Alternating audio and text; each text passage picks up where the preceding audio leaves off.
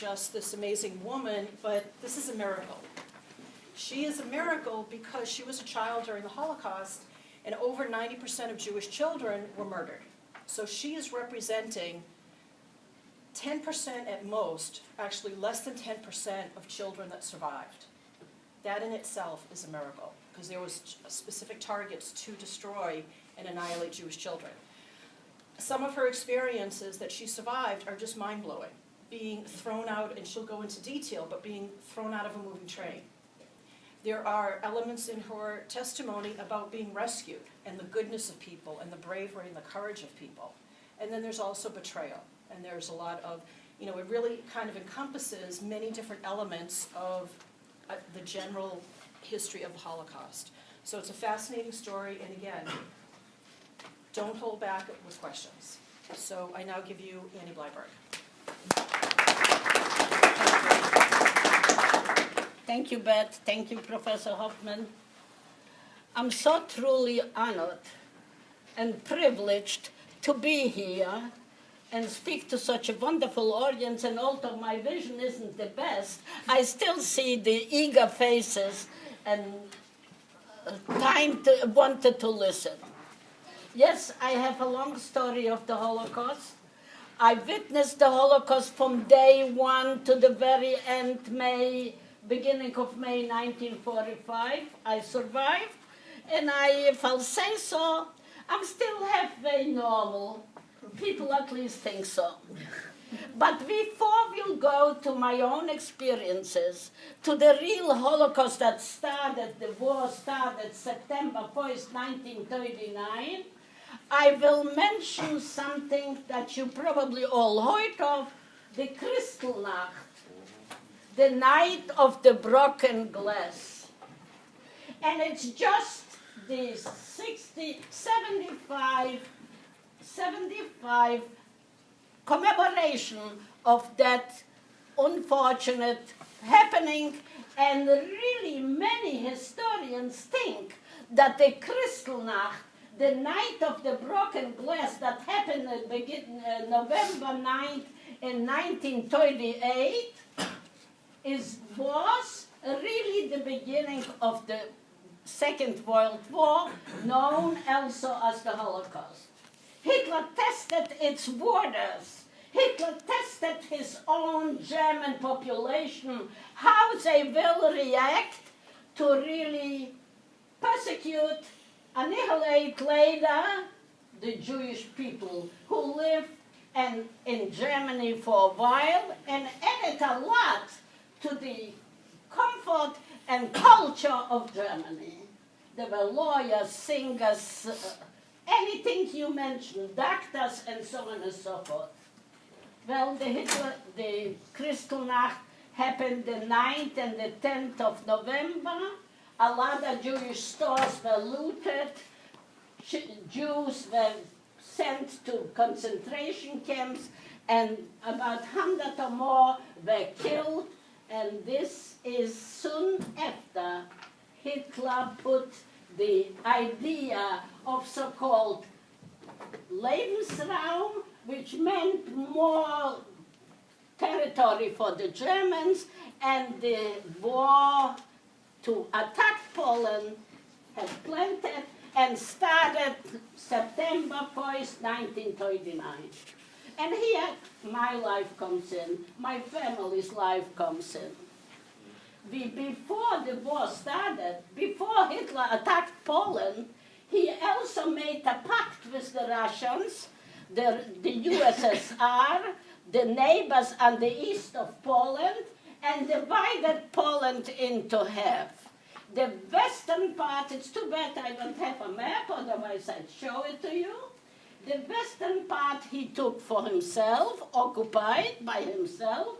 The eastern part he gave the Russians.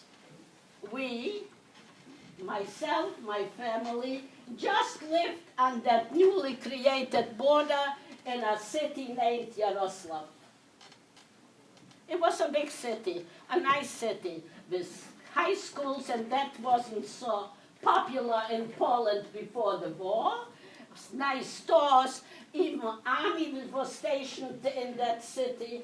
But when Hitler occupied the western part of Poland and the war originally started, he just expelled all the Jews from the cities, towns, and villages from that newly created border to east.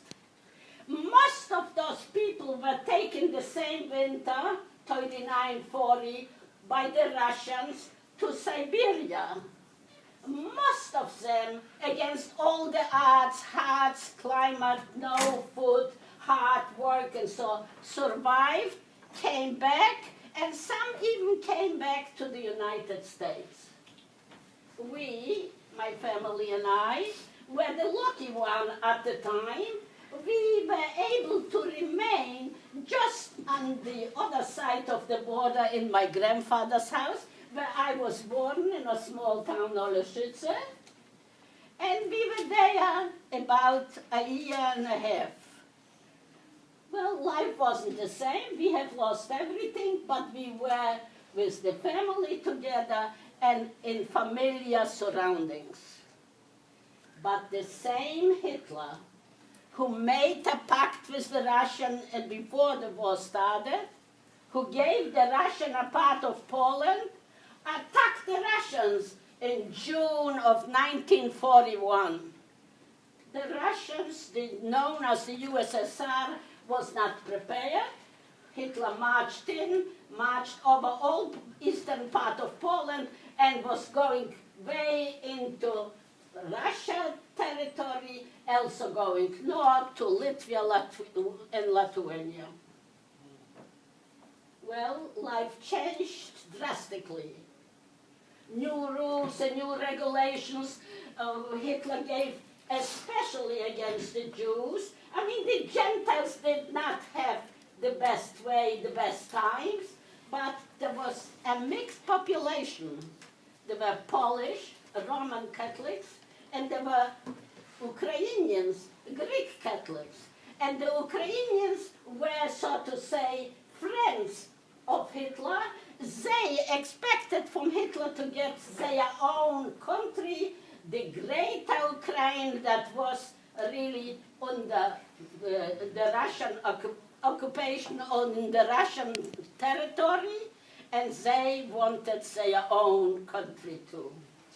They did not like the Bolsheviks. Who did? Who does? Well, the war came in, and Hitler occupied the territory where we live, and Jews were not allowed to assemble, and Jews were not allowed after dark, and so did the Catholics too, the Gentile people too. And Jews were not allowed to have any businesses, and Jews were not allowed to practice anything. Practically, they sort of were so curtailed in each and everything, almost strangled. And then Hitler came up with another idea. And besides that, young people were taken to labor camps, concentration camps that you never ever saw again. They burned synagogues and businesses. I remember very vividly they made a bonfire of the scrolls of the Bible and Jewish books, and then books at all in any way, and Jews had to dance around the middle of the square in that town, around that fire. It was really hard and more than scary. But then Hitler was killing here 100 and there a few hundred, and that wasn't fast enough. And then the bullets were too expensive for each and every Jew to be killed. And we all know about, or if not, I'll mention, I wasn't there, but I mentioned about Babi Yar, where the Jews had to dig their own graves, and then they were killed by each one by one. Some survived because some were just killed and were laying under the dead bodies crawled out later. But that wasn't fast enough, and while Hitler advanced, his army was advancing north and east, he came up and his advisors with concentration camps and with death camps. And the very famous, very known, or I would say unfamous, known, the largest one was Auschwitz. You probably all heard about Auschwitz. Well, I was there too, but I didn't get there so fast. I was a rebel. I did everything to live, and everybody shall do everything to live. Because when you are alive, you can do things, you can do what you want, you can do something good for yourself and for humanities. But when you're dead, and I saw so many deaths, you're just dead and can't do a thing. Well, after being about a year, a little over a year under the German occupation, we too were all pushed together, and I say pushed together and scrambled together to a nearby town, Ghetto Lubachów. And only after 3 months, the Ghetto Lubachów was liquidated, as many other ghettos were before Lubachów and yet after. We were taken or pushed to the ghetto, and in the morning there was no food, it was winter time and no heat, and no medicine and no doctors, and when you walked out in the morning and you saw so many dead bodies that there wasn't enough able bodies to take care of this. Hitler was so consumed with the idea to kill the Jews and all the Jews everywhere he put a foot down, that he often neglected his own army, who came to some kind of a problems in the north in Russia, well known, the fight around Leningrad or Petersburg. It's the same big Russian city, but they changed names many times during the war. He neglected his own army to take them back from there, because the German army, as brave as they were, you just couldn't take the cold weather. They weren't dressed properly. There was no oil to get there. There was no road for the heavy machinery what Hitler produced and marched in and occupied Poland and other countries. They were slowly but surely trying to get back to their homeland, Germany. In the meantime, the mass killing of the Jews accelerated, never stopped for a minute. And as I mentioned, Ghetto Lubachów was destined to be liquidated in the beginning of January 1943. And it came like, well, that's it, get out and go. Take as little or as nothing that you can. And we knew where we are going, because it wasn't far enough. There was a death camp on arrival, and the death camp was named Belzec. We knew what was going on in Belzec, because it was open to the public, and the Polish people who lived in the town there was just talking, and all the information came to us too. But there was nowhere to go, and very little to do, because you might have heard that Jews went to slaughter like sheep. It's not true. They fought the best way they can with their bare hands. I was just a high school girl, a so-called mommy daughter, not a hero, but I fought too. And when we were all taken to the trains, to the cattle trains, to ship us to Belzec, my father came up with an idea.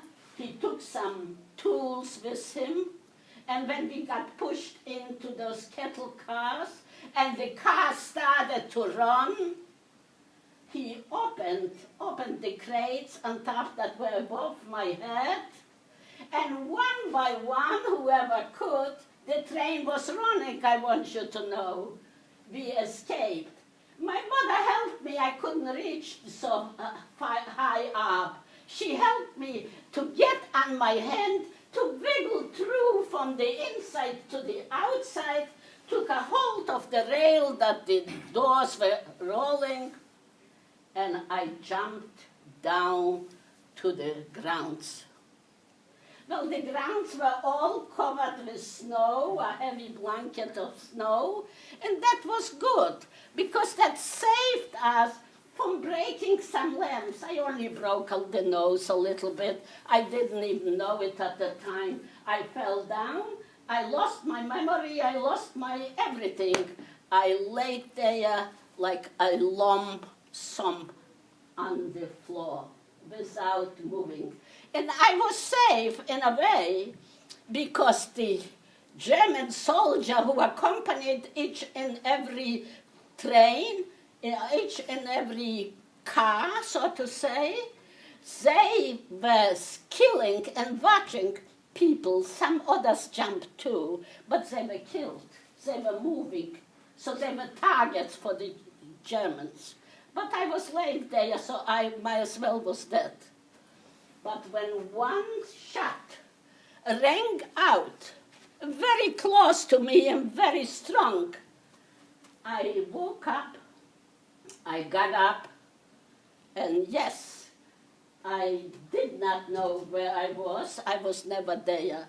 But I lost my memory, completely lost my memory. I did not know how I got there, where I was, let's say, an hour or two or a day before I got there to the ground. The only thing I knew was what my father said just before we left. When the train goes one way, you go the opposite way. And so I started to walk, which was really jeopardizing my own life at the time. But I didn't know any better. I was out of it, completely out of it. But from far away, I did see a small light, and I walked to that light. Another thing that I didn't know what I am doing, not aware of the problems what's there, not aware where and why I was, I walked into that booth. That was a booth on the tracks.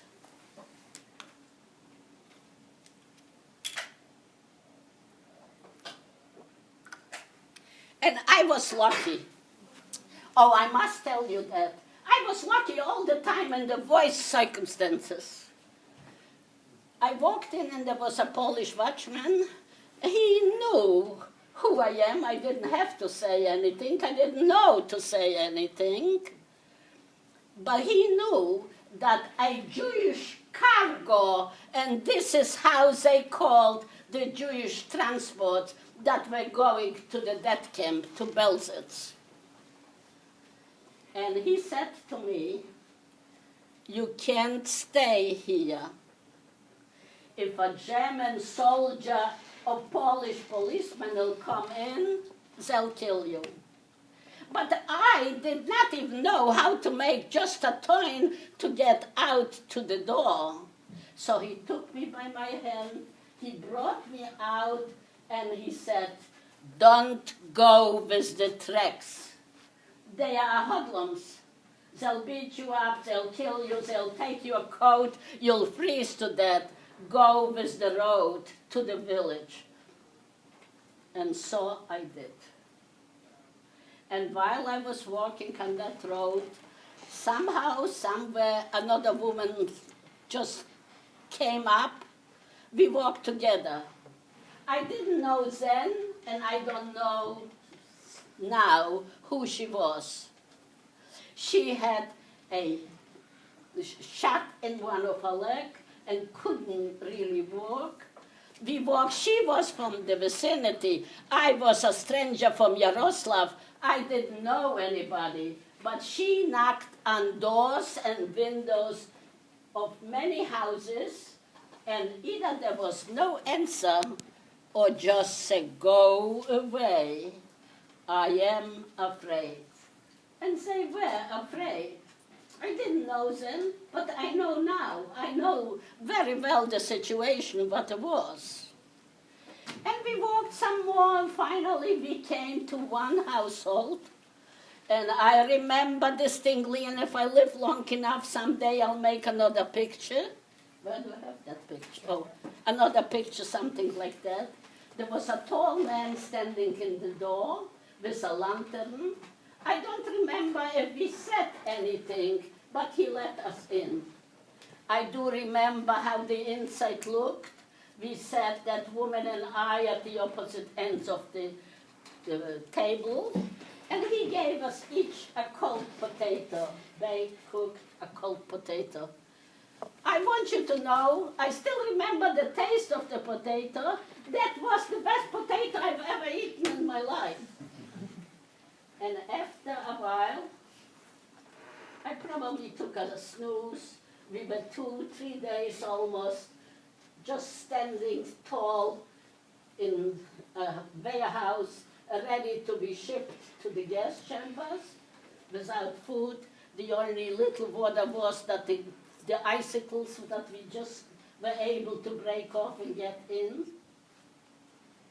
After a while, he woke us up, that man, and he said, "You have to go."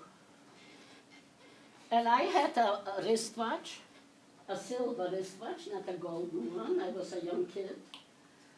And I wanted to give it to him just to let us stay. And it doesn't have to be in the house, I said.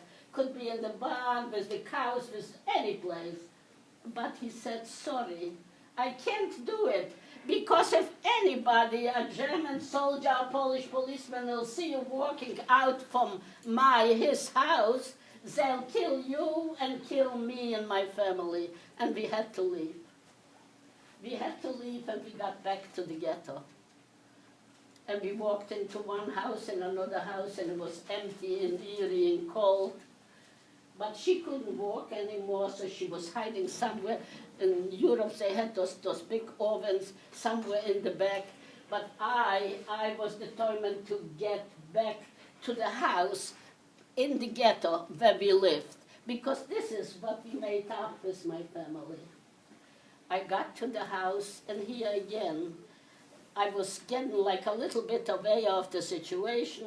It was empty and cold and scary. I was afraid to sit down on a chair, and I decided to go to the attic because my father did build an attic to hide, and the German soldier and Polish policeman did find us Friday, and that was already Monday morning, like Friday, and took us out from that hiding place to add to the people in that warehouse and shipped to the death camp. And I barely sat down. I heard heavy boots coming up. I got scared. My mind, my feelings were coming slowly back, and I got scared. I probably stopped breathing, and then my father spoke up because he came with a friend of ours, and I recognized his voice, and then I said, "Father, I'm here." Well, shall I tell you, it was a bittersweet, short reunion. We knew, we just figured out that nobody else jumped or is alive, but we stayed there over the day, and we were lucky enough, because during the day another somehow police group came up, and they were looking for leftover Jews, because there were some, And they would have found us and killed us right there and then. But one said, oh, don't look even. I took him all out the Friday morning, and they left. So we were saved. We were lucky enough for a while. At night, we went back to Holocaust, and only at night, because it was safer at night, people weren't outside. We went back to a very good friend, Polish family, Anielka Kozi, that was her name. She offered us help before. She offered us help in form of some food while we were in Holocaust, before the ghetto, during the ghetto, and so on and so forth. And they let us in. My father, myself. The friend went to a friend of his, also non-Jewish. There were no Jews.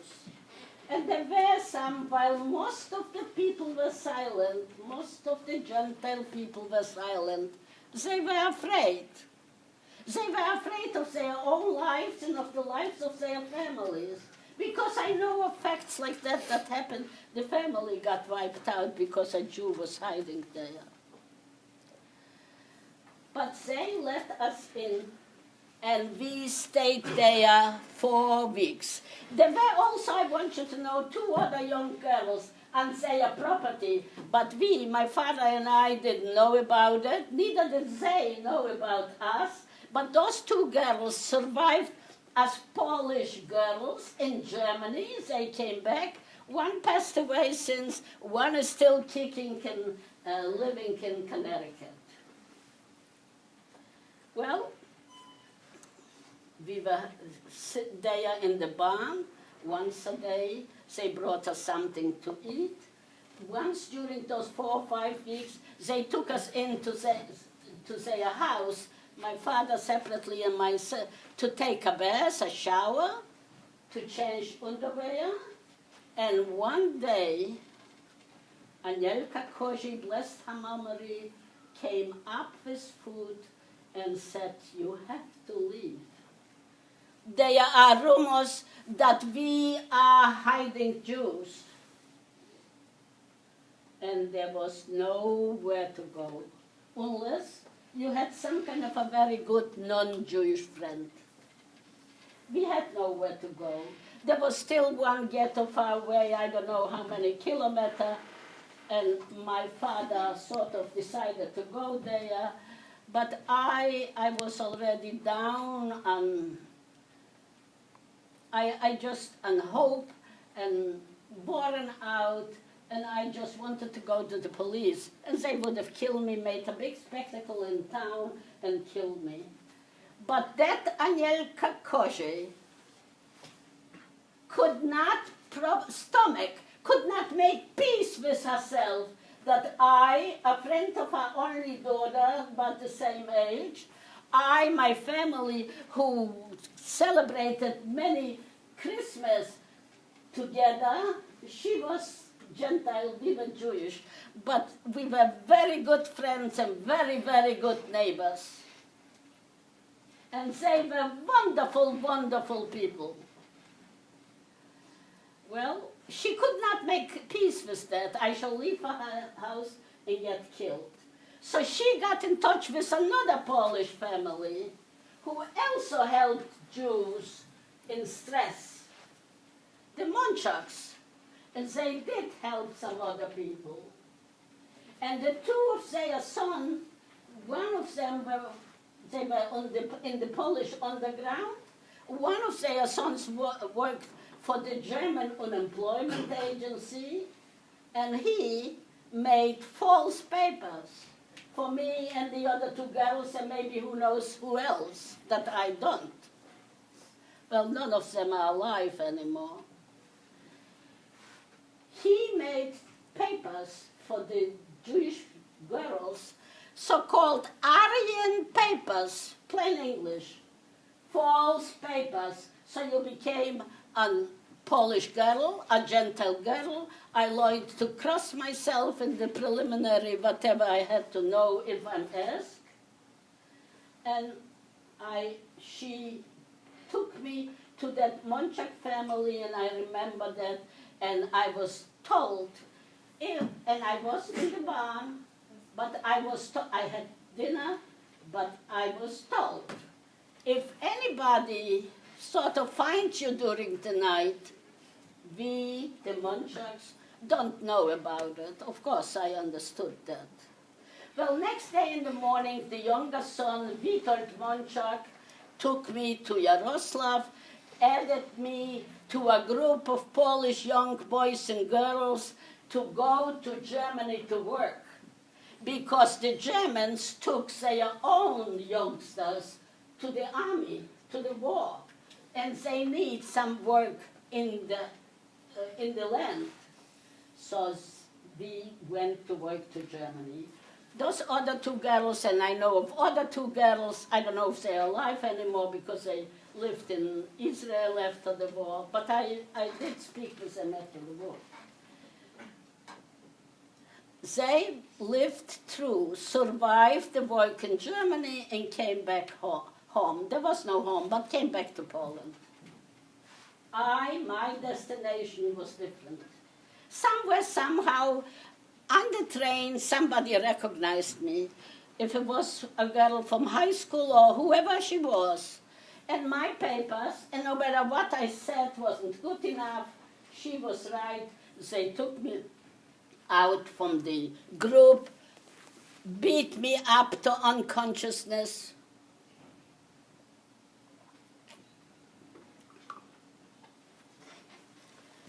And put me to jail overnight.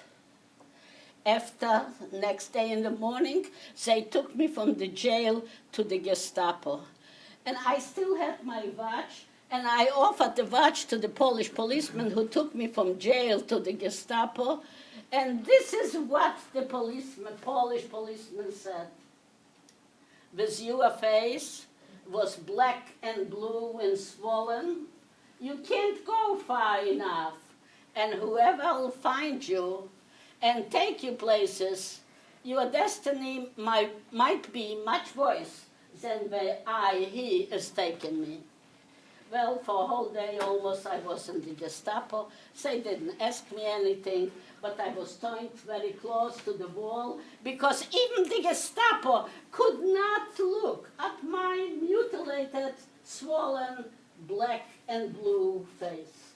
And then came two Jewish policemen from the ghetto. And they took me to the Krakow ghetto to jail.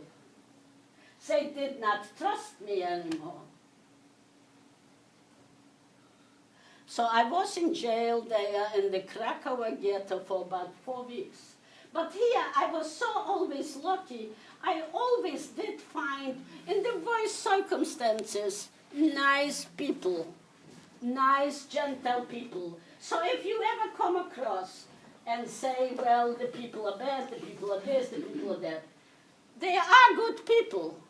You have to be lucky enough to just meet them. Yes, luck plays a big role.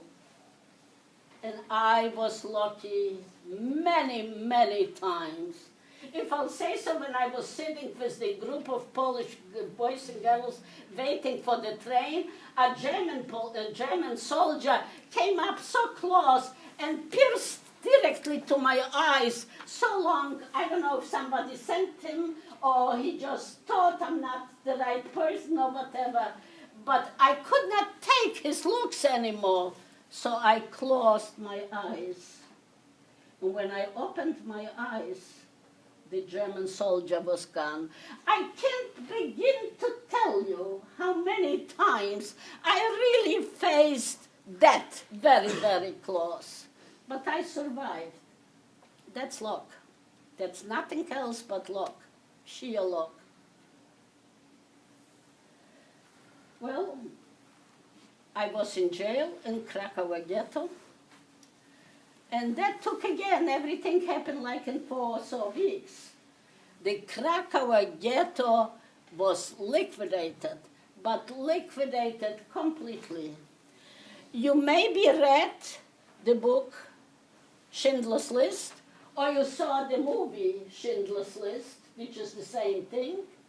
I have spoken about it to 500 people in Woodbury, actually in Huntington, in the movie when it came out. And when the ghetto was liquidated, we, the people in the jail, and there was about 300 boys, young boys and girls, were taken out, the last one from our cell. And we did not stay exactly near the window and looked out what's going on in the square, which is known as Umschlagplatz, where people young and old were pulled out from schools, hospitals, churches, and if there was a synagogue, I really don't know, from anywhere and everywhere were segregated, men and women separately, young and older. And I say just older, because even the older people were still full of life, healthy, could live and work, live a very productive life. But no, they were killed. The real young and healthy one were put one way to work. There was nearby Krakow, Skarżysko, a very well, awful known labor camp. And how can you see a young mother giving up her child to her mother, to the grandmother, so she hopefully can be saved and put to work, where with a child on your arm, you had no chances? How can you be in a place where the music is playing, where there are orders, left, right, left, and the dogs were barking? It's unbelievable and undescribable. And this is why I often say, well, I survived, and if I'm even halfway normal, then it's a big miracle. Well, we were the last one, all young women, and either some kind of a miracle, either it was too late, or the crematoria were already overfilled. We were ordered all and taken to a barrack for overnight.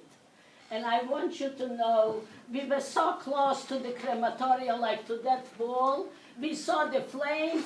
We smelled the smell of the burning flesh of our brethren. But we were standing there. We were just standing there, like not alive, not thinking, not moving, not seeing. We were standing there. We were taken to a barrack for overnight, needless to say, on the bare floors, no supper or whatever. And next morning, another miracle. We were not taken to the crematoria, and there was a big sign, Arbeit macht free, that works makes you free, that you're going in for Entlausung, which meant you're going in for a shower. We, the young girls, the men were taken separately, the young girls were all taken to a real shower. Yes, we were told to undress and put our belongings neatly and square, and everybody wore its best because we couldn't carry anything. We had nothing else except what we had on our body. And we obeyed orders without any whim, without any change of our expression. Then we got a shower, a real shower. And then our hair was shorn, and we almost didn't recognize each other. And then we got tattooed. We ceased to be human beings. We became numbers. And my number is 38,330.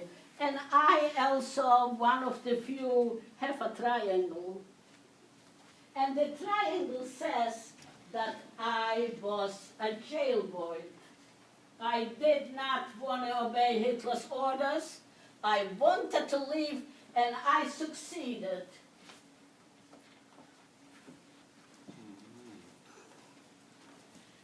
And then my life and a few others started our life in Auschwitz. Well, you probably heard about Auschwitz. It's known as the largest cemetery, Jewish cemetery in Europe. And I remember when we were wheeled in or drove in, and I saw 2 or 3 Russian soldiers digging some holes. I didn't say, nobody said anything, but this is what I thought. If they, the Germans, would only let us work.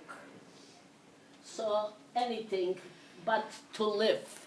Life is precious, and life is worth fighting for. I hope you never will have to fight for life. I hope you'll live and continue to live in a good country, and a peaceful, tranquil life waits for us. Well, the life in Auschwitz started 4 or 5 o'clock in the morning with a big appeal, rain or shine. You had to stay there till the number was correct.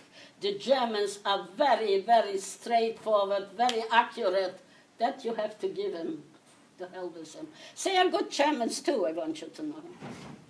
And I say so. I lived in Germany 4 years after that what happened, that I had to live there. But that's okay.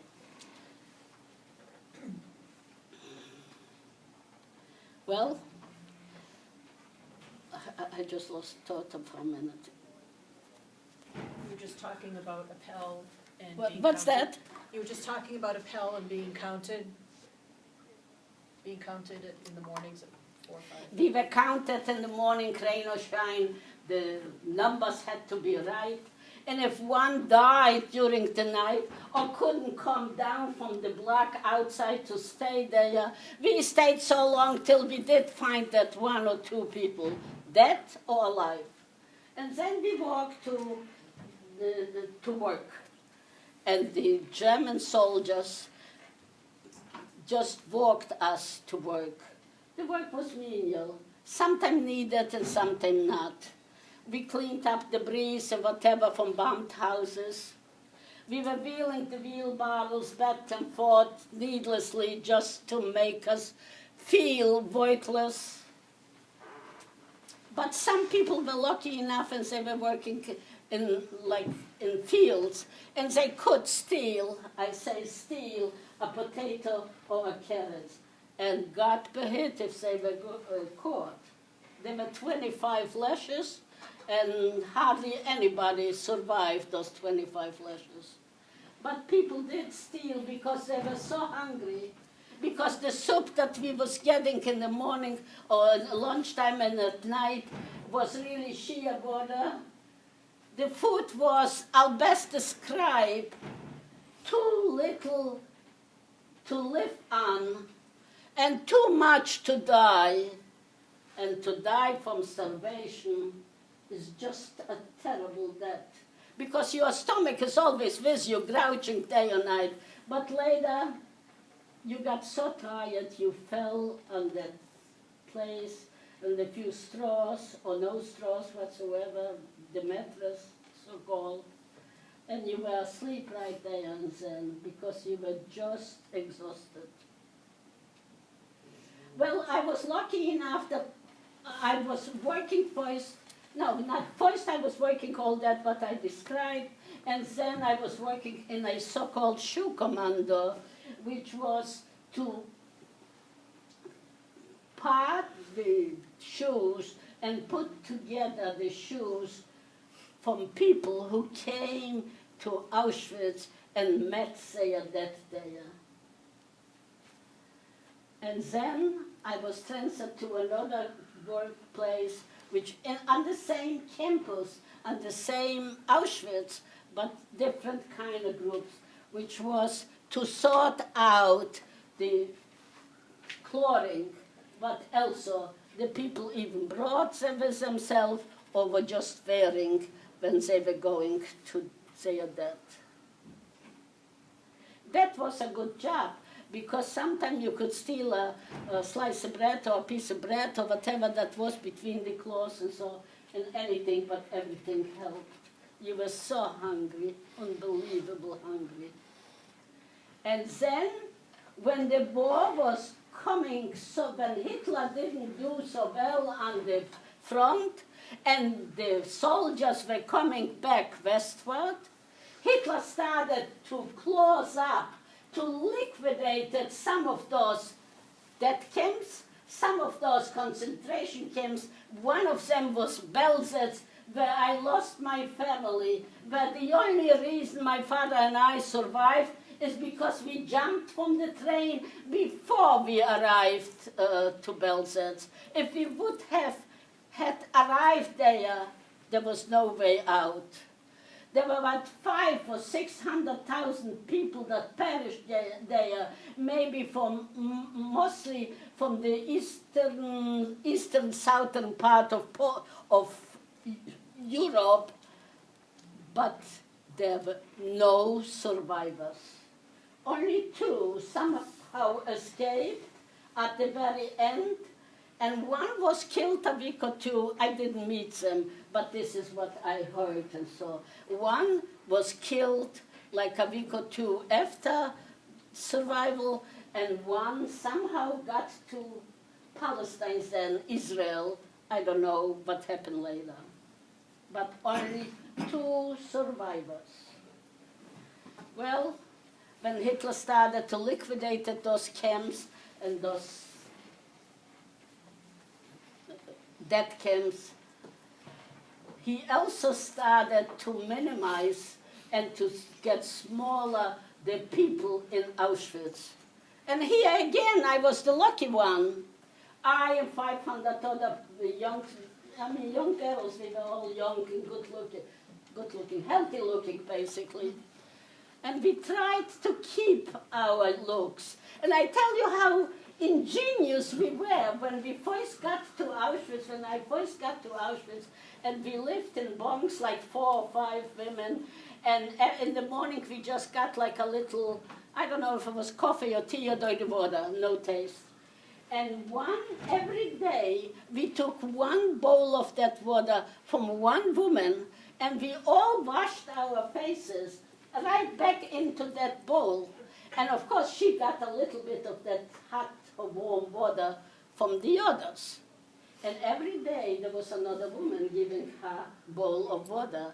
And you know, if it was tea or coffee or dirty water, but our faces were brownish, so we looked healthier. So we had another chance for another day of misery and another day but of work and life in Auschwitz.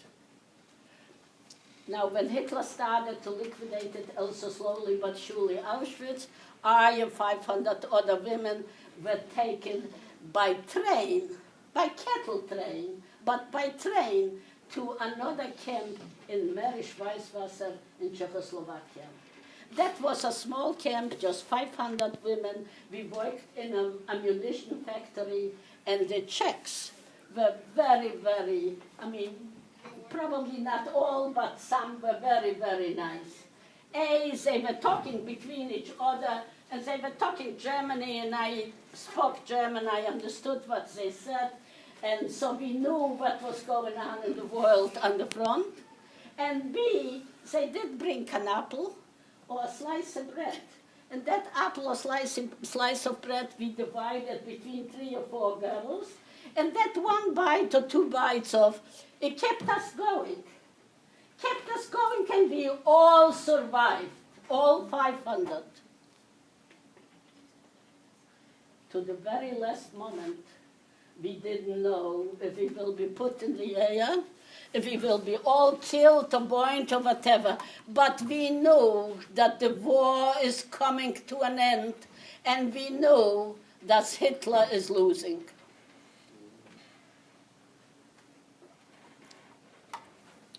One day, one morning, we woke up and the guards were gone, and they were all the German soldiers. Daytime we had women, guards and supervisors and whatnot, but at night there were all the men who weren't fit anymore to the front. We woke up in the morning and they were gone.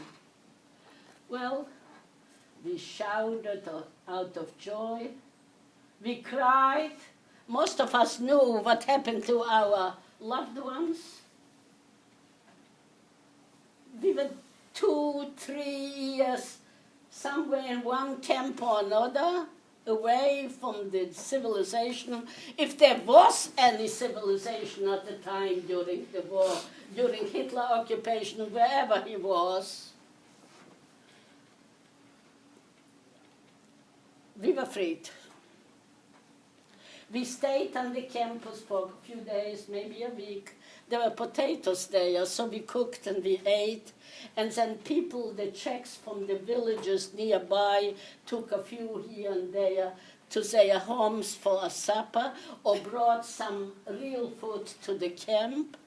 And after a few days or a few weeks, maybe 2 weeks, we were all slowly but surely in small groups leaving to Prague.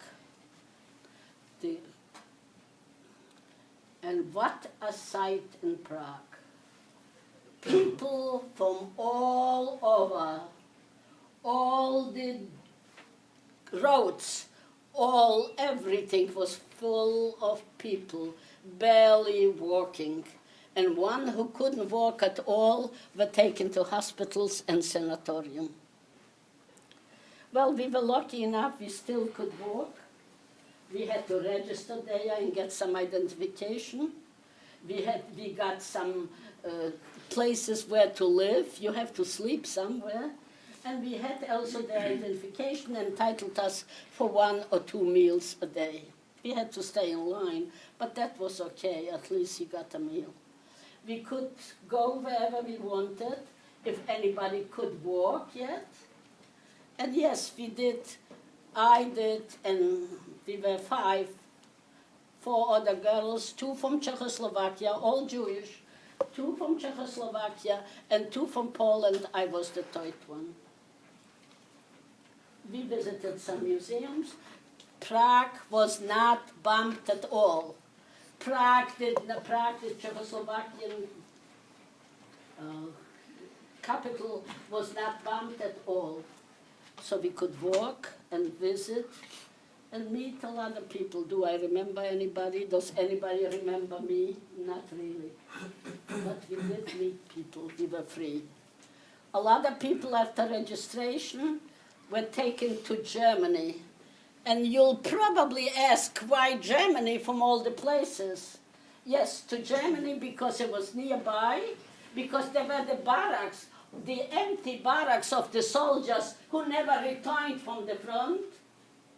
So they were taken there. And this is how the so-called DP camps came to existence, displaced people's camps. The two Czechoslovakian girls, one was lucky enough to meet her uncle, who was before the war married to a non-Jewish woman, had 2 children, and when Hitler came, he went into hiding, and officially they took a divorce. But when the war ended, he came back, reunited with his wife and the children, and he helped us, all of us, to get a better place. In other words, we did not have to wait for breakfast in line. We had it where we stayed, in some kind of a, I don't know, school or wherever it was. I don't remember. The 2 of them remained in Czechoslovakia, in Prague or whatever. We lost contact. There was no telephone, no post office, nothing. So once you left somebody, you just left. The 3 of us from Poland went back to Poland. And most everybody thought that we are nuts, we are crazy, because believe it or not, right after the war, where even there were no Jews, or almost no Jews. Some came out from hiding, and then Jewish people started to come from Russia, from Siberia, and there was already, again, some kind of anti-Semitic. Anti-Semitism rose his ugly head again, and some people were killed after the war. And I don't know, maybe they came and they said, well, I gave you this and that to hide, and they want it back. But that was ridiculous. Well, I can't answer. There were also like pogroms in certain towns or cities, organized pogroms. But we, the three of us, still went back to Poland. I went back because I hoped rather, to meet my father, nobody else. I left him alive, and for 2.5, almost 3 years, we did not hear from anybody. It was impossible. I was in Auschwitz, I was here, there. He was in hiding, he was in the woods. A lot of non-Jewish people helped him too. We had a lot of non-Jewish friends. Everywhere almost. But it took 2 or 3 months till I did find my father, because he was told I'm in the west, which was Katowice, a big city, a Polish city. He was in the east, so I was going there, he was going here, and it wasn't easy transportation, but eventually we did find each other. We did find each other, and we almost paid with our lives again. And we weren't exactly the targets, but the Polish people were fighting with the Ukrainian people, because that was the territory that the two nations lived, and they never really... before the war, everybody lived in harmony, and everybody had respect for each other. But the war and Hitler just mixed up everybody's mind, and people do change under circumstances. People learn the good part, and people do learn, especially right after the war. There's such a chaos, and nobody is really in his or her right place. Nobody, and it takes time to really set up, well, I can't say a normal life, but halfway normal. Somehow a little bit of functioning life. Okay, I'm ready. Well, I came back, and it took a while that I met my father. I also met my future husband, just roaming the streets and looking everybody in the faces. If you see somebody that you know, or if you see somebody that knows somebody that you know, and so on and so forth. I came back to Poland, I met my father.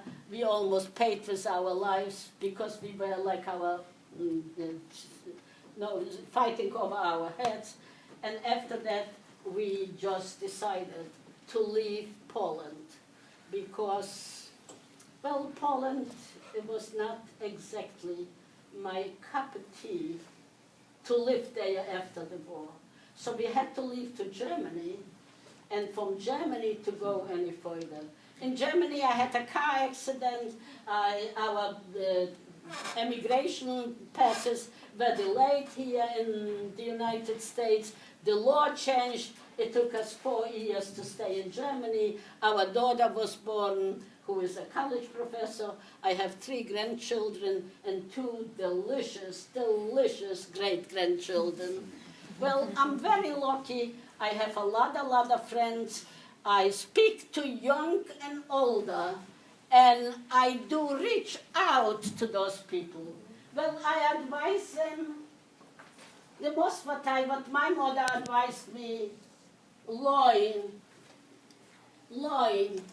study, knowledge, education. It'll bring you the best in your life. It'll help you. It helped me. And if you don't get it right away, try again. When I was going for my driver's license, I had to go twice. My brother made it the first time, I had to do it twice. And for a trivial thing, what I made a mistake, but I made it and I was a good driver. I say I was, I don't drive that much anymore. I also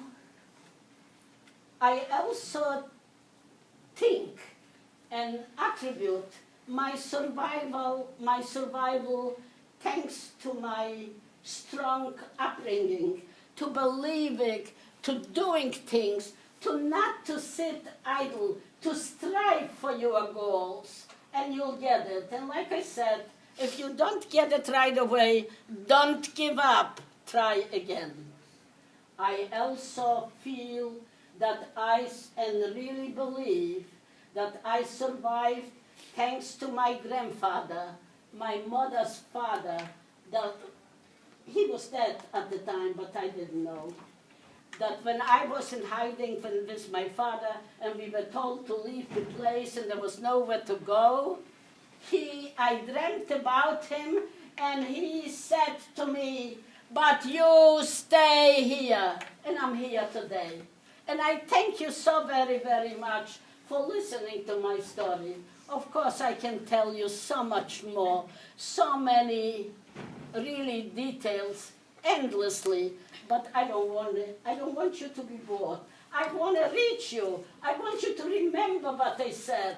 Education, education, tolerance, understanding to people. That will bring you a better life for your family, and a better life for mankind. And I wish you all the very best. And this is the dream that I have made a picture. It's me hiding here. My grandfather, that's the crematoria, and he tells me, "But you stay here." I'm here today. And once again, thank you for listening. And if you have any questions, please ask. Don't hesitate. I'll answer all to my best knowledge. Thank you. If you want to pass this around and take a look at it, you can.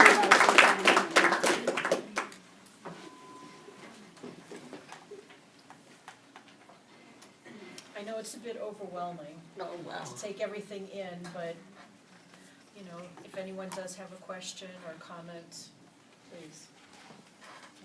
Yes, and just speak really loud.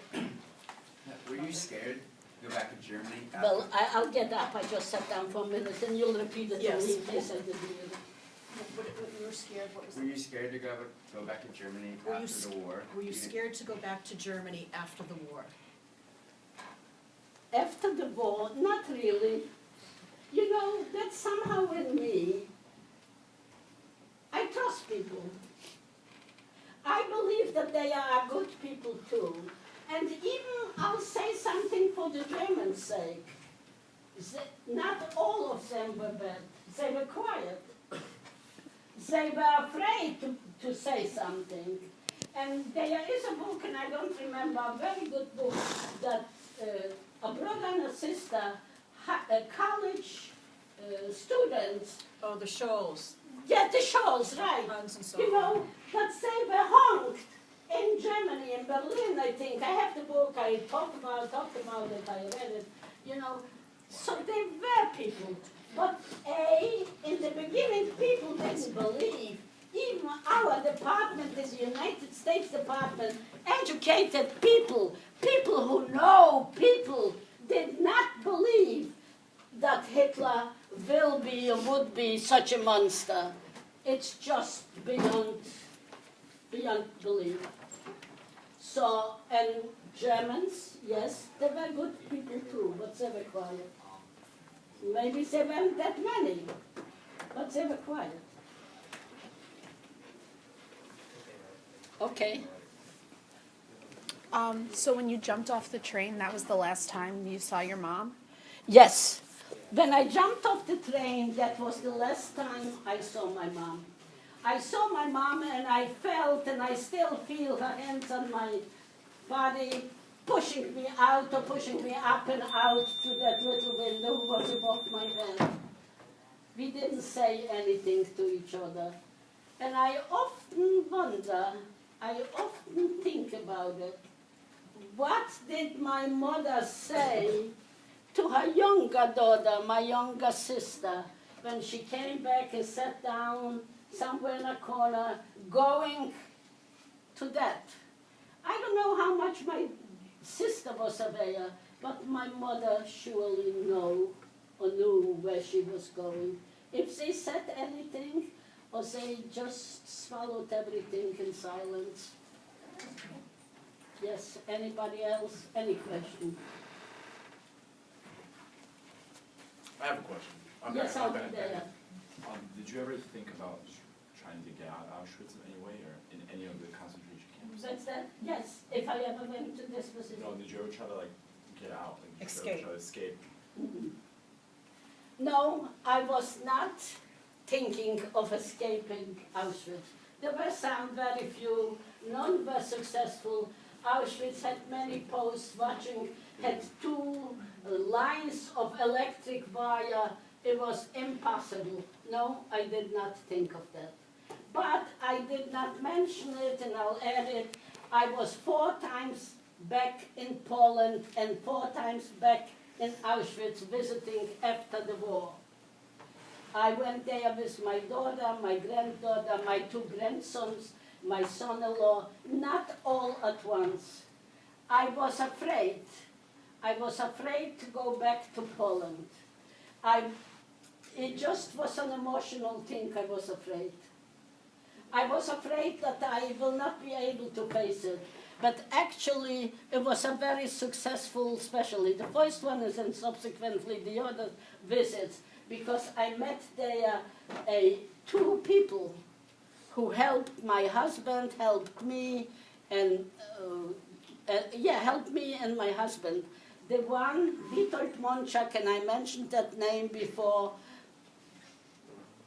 he later moved from Poland to Canada. We visited often. His family became our family, and my family became his family. The children they didn't speak English, and Mai didn't speak Polish. But after a while, the others learned English. Mine never learned Polish, but they became friends. The fact is, Witold Monczak and his family were at my youngest grandson Stephen's bar mitzvah, and he got all the honors that really belonged to him, and he should have gotten. He just died like a year ago in Canada. This gentleman had a question. I do have a question. What's that? Yeah. Right here. One of the things we've been reading about, we talk about the bystanders and the onlookers who really were slow to react but did not react. Yes.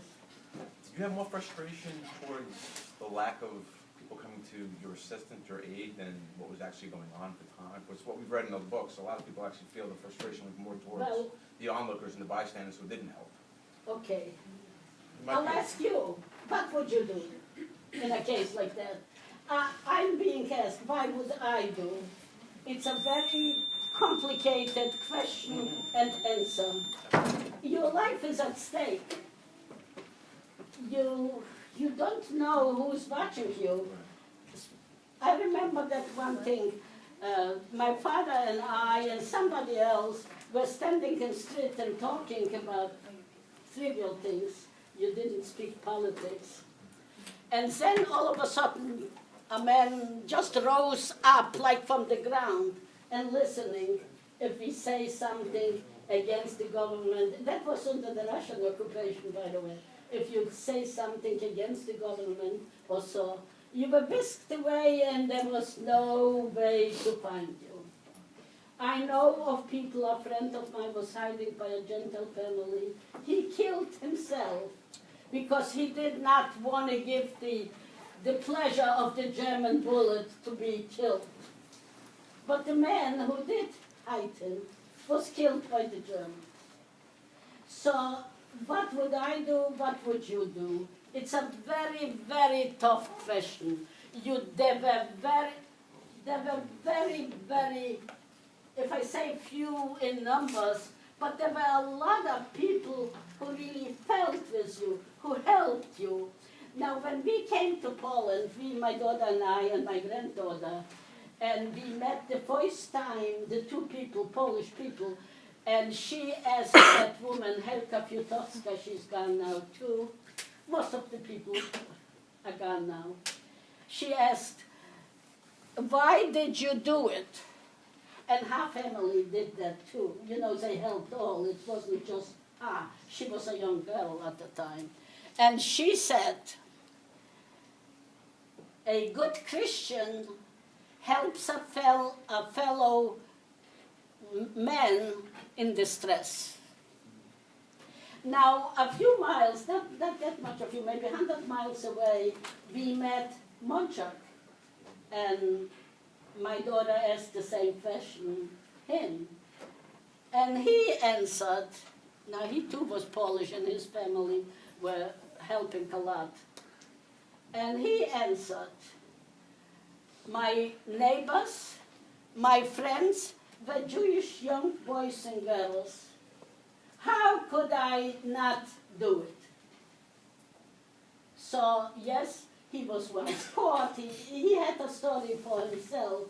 It was not easy, and it's still not easy to say, why did you do it or why didn't you do it? Why so few people did? The same thing like there is a question or a statement, Jews went to slaughter like sheep. It's not true. You all probably heard or know about the Warsaw Ghetto uprising. There were a few fighting for 3 or 4 months against an armed, very heavy armed army. Well, they finally had to succumb. There were a lot of people smuggling in bread and ammunition to the ghetto. People need people. People have to help people.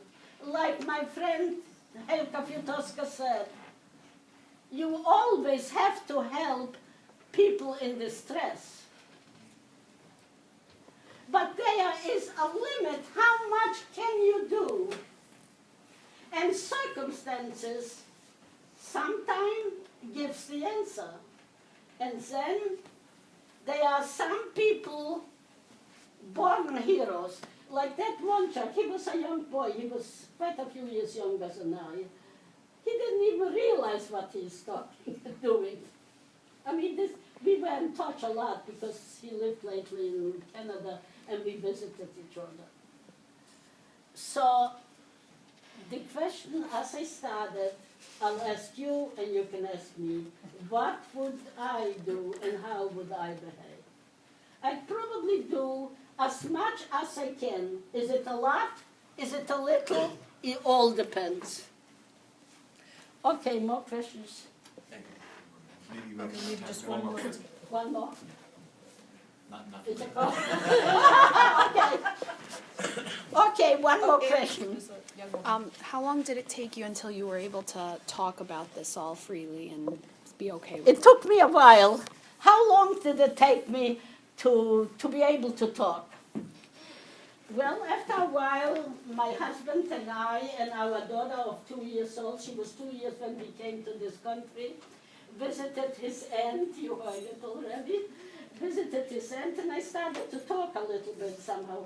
And the aunt, who came here in the beginning of 1900, said, it's enough already.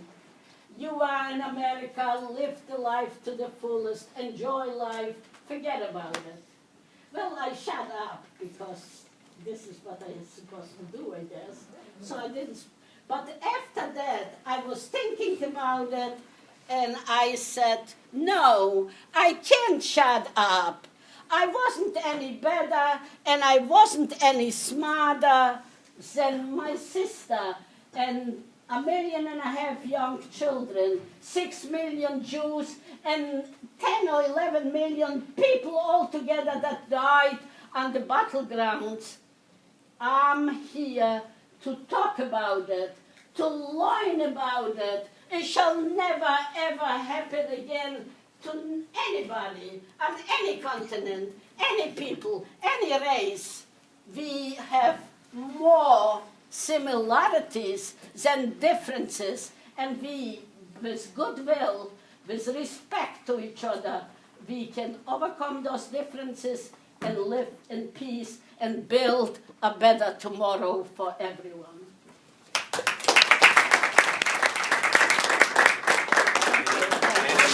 Thank you enough. Thank you. And I realized in the middle of the class that it's this coming Sunday that we're scheduled to go to the museum.